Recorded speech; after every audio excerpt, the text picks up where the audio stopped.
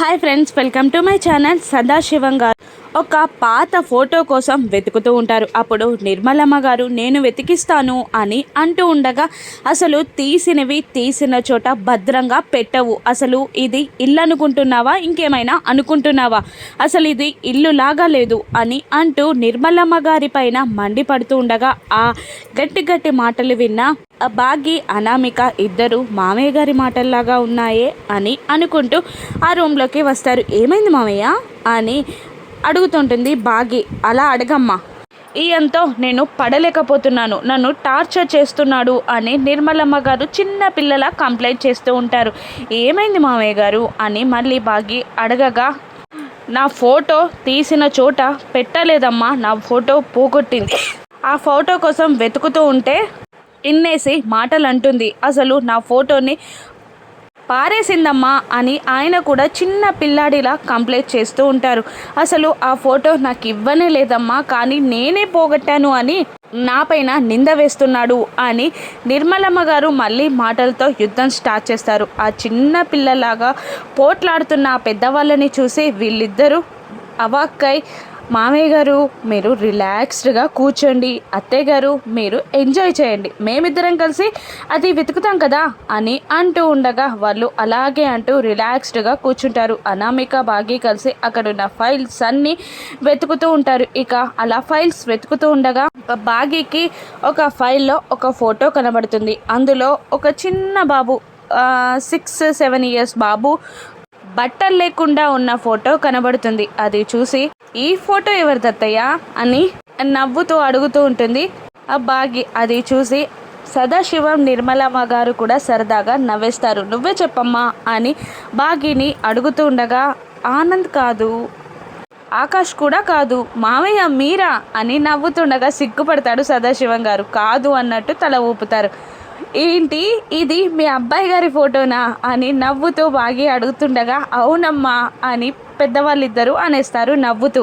ఆ ఫోటో చూసి పడి పడి నవ్వుతూ ఉంటుంది బాగి. ఏంటి ఆ ఫోటోలో ఏముంది, అంతలా ఎందుకు నవ్వుతున్నారు అని అనామిక అడుగుతుండగా, ఇది మీరు చూసే ఫోటో కాదులేండి అని బాగి అంటూ ఉంటుంది. అసలు ఇలా ఎందుకు ఫోటో తీయించుకున్నారు అని అడుగుతుండగా, ప్రతి ఆ బర్త్డే నాడు అమర్కి కొత్త డ్రెస్ వేసి ఫోటోలు దించడం ఆనవాయితీ అమ్మ, కానీ ఒక బర్త్డే రోజున ఈయన గారు తెచ్చిన బట్టలు వాడికి నచ్చలేదు, అందుకని డ్రెస్ వేసుకోను అన్నాడు. అప్పుడు నువ్వు డ్రెస్ వేసుకోకుంటే ఇలాగే ఫోటో తీస్తా అని నేను బెదిరిస్తే తీసుకో అని అమర్ అన్నాడమ్మా, అందుకే తీసేసా అని సదాశివం గారు నవ్వుతూ చెప్తుంటారు. ఆ మాటకి బాగి పడి పడి నవ్వుతూ, ఈ ఫోటో నాకు ఇచ్చేస్తారా మామయ్య అని బాగి అడుగుతుంటుంది. నా అబ్బాయినే నీకు ఇచ్చానమ్మా, ఫోటో ఇవ్వనా అని నవ్వుతూ సదాశివం గారు సమాధానం చెప్తూ ఉంటారు. ఇక ఆ ఫోటోని పట్టుకొని సంబరంగా తన రూమ్లోకి పరిగెడుతుంది బాగి. ఇక మళ్ళీ పెద్దవాళ్ళిద్దరూ ఫోటో కోసం గొడవ పడడం స్టార్ట్ చేయగా, మెల్లిగా అమ్మో నేను బుక్ అయ్యేలా ఉన్నాను అని అనుకుంటూ అనామిక కూడా చల్లగా జారుకుంటుంది. ఈ అమ్మాయి ఎక్కడ అని అనామిక వెళ్ళిపోగా సదాశివం గారు అడుగుతూ ఉండగా, మీ మాటలకి భయపడి పారిపోయినట్టుంది అని అంటుంటుంది నిర్మలమ్మ. ఇక ఆ ఫోటోని చూసి సంబరపడిపోతూ బట్టలని మడితేస్తూ అప్పుడే అమర్ రాగా ముసిముసిగా నవ్వుతూ తన నవ్వుని ఆపుకోవడానికి చాలా ట్రై చేస్తూ ఉంటుంది బాగి. ఇక లోపలికి వచ్చి అమర్ బాగి నవ్వడం చూసి కాస్త ఆశ్చర్యంగా ఫీల్ అవుతాడు. ఇక హే లూజ్ ఎందుకు నవ్వుతున్నావు అని అమర్ అడుగుతుండగా సమాధానం చెప్పకుండా అలా పడి పడి నవ్వుతూ ఉంటుంది బాగి. తనని చూసి ఎందుకు నవ్వుతుందో అర్థం కాక మిర్రర్ ముందుకి వెళ్ళి డ్రెస్ ఫేస్ బాగానే ఉన్నాయా అని చెక్ చేసుకొని, హే లూజ్ ఎందుకు నవ్వుతున్నావు అని అంటూ ఉండగా మళ్ళీ పడి పడి నవ్వుతూ ఉంటుంది బాగి. ఇక చెప్తావా చెప్పవా అని అంటూ ఉండగా టేబుల్ వైపు అటు చూడండి అన్నట్టు చూపిస్తుంది బాగి. ఇక అమర్ ఆ టేబుల్ పై ఉన్న ఫోటో చూసి ఇది అని అంటూ తీసుకోబోతుండగా సడన్గా వచ్చి బాగి ఆ ఫోటోని లాక్కుంటుంది. అది నాకు ఇవ్వు అంటూ అమర్ బాగి వెనకాలే పరిగెడుతూ ఉండగా అమర్కి దొరకకుండా బాగి పరిగెడుతూ ఉంటుంది. ఇక అమర్ పట్టుకుంటాడు, అయినా బాగి ఫోటో ఇవ్వదు, గిలిగింతలు పెడతాడు, అయినా ఇవ్వదు. బాగి పైన అమర్ పడిపోయి లాక్కోవడానికి కూడా ట్రై చేస్తాడు, అయినా ఇవ్వదు. ఆఖరికి అమర్ బలం ముందు ఓడిపోయి బాగి ఫోటోని ఇవ్వగా ఇక ఆ ఫోటోని పట్టుకొని కోపంగా రూమ్లో నుండి వచ్చేస్తాడు అమర్. నమ్మక ద్రోహి అని అరుస్తూ ఉంటుంది బాగి. ఇక వాళ్ళ పేరెంట్స్ రూమ్లోకి వెళ్ళి ఈ ఫోటో ఎందుకు బయటికి తీశారమ్మా అని అరుస్తూ ఉంటాడు అమర్. ఇదంతా నీ వల్లే అంటూ నీ వల్లే అని పెద్దవాళ్ళిద్దరూ మళ్ళీ దూషించుకుంటూ ఉంటారు. అప్పుడే బాగి అక్కడికి వచ్చి ఏమండి ఫోటో ఇవ్వండి అని అంటుంటుంది. బాగి ఏం ఫోటో అది అని రాథోడ్ అడుగుతుండగా చూస్తావా రాథోడ్ అని అంటూ అమర్ చేతి నుండి లాక్కొని ఫోటోని రాథోడ్కి చూపిస్తుంది బాగి. రాథోడ్ కూడా పక్కన నవ్వేస్తాడు. మళ్ళీ రాథోడ్ చేతిలో నుండి ఫోటోని లాక్కొని ఆ బాగి పరిగెత్తగా అమర్ బాగి వెనకాలే వెళ్ళి ఫోటో లాక్కోవడానికి ట్రై చేస్తూ ఉంటాడు. వాళ్ళు ముగ్గురు అలా ఆ భార్యాభర్తలు గొడవ పడుతుండగా చాలా సంతోషపడుతూ ఉంటారు, సిగ్గుపడుతూ ఉంటారు. ఇక అలా తెల్లవారుతుంది. గార్డెన్లో అనామిక పూలు కోస్తూ ఉండగా పైనుండి మను చూసి రోజు రోజుకి ఇది ఆరులాగా మారిపోతుంది, ఈరోజే దీన్ని ఇంట్లో నుండి గెంటేయాలి అని ప్లాన్ చేసుకొని అనామిక వాటర్ రావట్లేదు, ఒక్కసారి మోటార్ ఆన్ చేయి అని అనగానే అలాగే మేడం అంటూ వెళ్ళి మోటార్ ఆన్ చేస్తుంది అనామిక.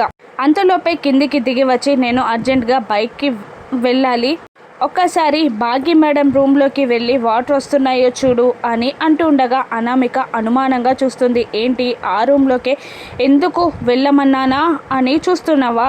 ఫస్ట్ మోటార్ ఆన్ చేయగానే ఆ రూమ్లోకే వాటర్ వస్తాయి, నాకు అర్జెంట్ పనుంది కాబట్టి భాగ్య వాళ్ళ రూమ్లో స్నానం చేసి వెళ్ళిపోతాను, వెళ్ళి చూడు అని అనగానే అలాగే మేడం అంటూ అనామిక భాగ్య రూమ్లోకి వెళ్ళి సింక్ దగ్గర వాటర్ చూసి రావట్లేదు అని బాత్రూంలో వేరే ట్యాప్ ఏమైనా ఉందా అని చూడ్డానికి లోపలికి వెళ్తుంది. అదే టైంలో భాగ్య కూడా రూమ్లోకి వస్తూ ఉంటుంది. ఈరోజు మీ అక్కని నీ చేతులతో గెంటిచ్చేస్తానే అని మను అనుకుంటూ ఉంటుంది. అప్పుడే రూమ్లోకి భాగ్య ఎంటర్ అవుతూ ఉండగా వాష్రూమ్లో నుండి అనామిక బయటికి వస్తుంది. అది చూసి భాగ్య అనుమానపడుతూ ఉంటుంది. ఇక అది మేడం అని అనామిక ఏదో చెప్పబోతుండగా అప్పుడే మనోహరి వచ్చి ఇంకా అనామిక పైన అనుమానం పెంచేలా ఇలా ఎందుకు వస్తున్నావు మాటి మాటికి అమర్ వాళ్ళ రూమ్లోకి అని అనగానే మేడం అని అనామిక అంటుంది.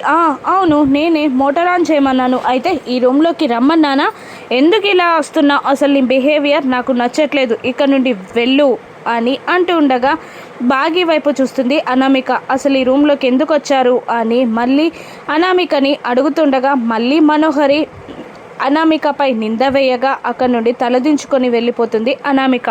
తను జాబ్ కోసం మాత్రం రాలేదు, ఆలోచించు అని ఇంకా అనుమానం పెంచేలా మాట్లాడి మను వెళ్ళిపోతుంది. ఇక ఆ భాగ్య ఆలోచనలో పడిపోగా అనామిక బాధపడుతూ ఉంటుంది. ఇక రాథోడ్ గార్డెన్కి వాటర్ పట్టడానికి పైప్ సెట్ చేస్తూ చిత్రగుప్తుల వారిని గట్టిగానే తిడుతూ ఉంటారు. ఇక అది చూసి కోపంతో బుద్ధి చెప్పాలి అని రాథోడ్కి కాలడ్డం పెట్టి కింద పడేస్తాడు. ఏది కనబడక ఎలా పడ్డానో తెలియక భయపడుతూ ఉండగా వాటర్ పైప్ నుండి డైరెక్ట్గా వాటర్ రాథోడ్ పైప్ పడేలా చేసి ఇంకా కంగారు పెట్టేస్తాడు చిత్రగుప్తుల వారు. ఆ తర్వాత అక్కడున్న చైర్స్ని టేబుల్ని పైకి లేపి కిందికి విసిరేస్తూ అంతా భయపడిపోయేలా చేస్తాడు చిత్రగుప్తుల వారు. అప్పుడే వణికిపోతున్న రాథోడ్ దగ్గరికి పిల్లలు వచ్చి అడగ్గా అదే విషయాన్ని చెప్తారు. కానీ అప్పటికే అక్కడ ఏదీ జరగదు.